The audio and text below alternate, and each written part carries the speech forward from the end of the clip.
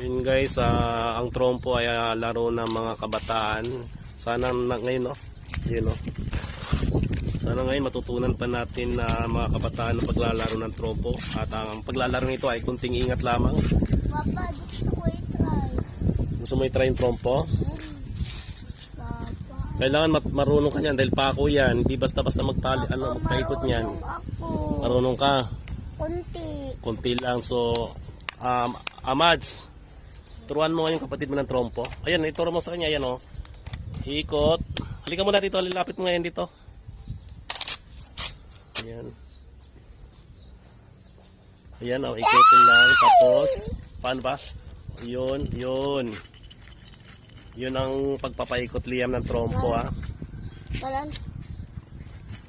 Oh, yun. Huwag mo nang ipalipad kasi baka tumama sa ulo mo yan.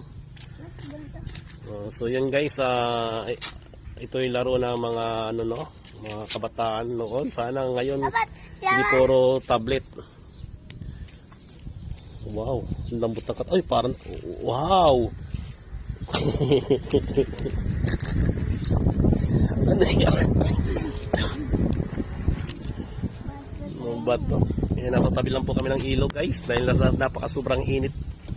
Napaka-sobrang init kaya ayan. So si Liam naman po ang Sir, marunong ka ba, sir? Uy! Amads, ha? Marunong ka ba, sir? Sige, sir, paikotin mo. Ang galing mo, sir. Ang galing mo magpaikot. Talagang marunong ka ba talaga? Nakapigit pa ako, okay. Kahit nakapigit ako. Takpan ko mata mo. Eh, bakit ikaw? So yun guys, Takpan ko mata meron po mo. tayo sa kakahuyan upang kumuha ng sariwang hangin. Ako magdap. At kasama ang ating dalawang uniko iho. Nakapigit pa ako, ha. Ay, uniko dos. Baka mamaya sisilip yan. Ayan, oh. Kaya ito, Liam, oh.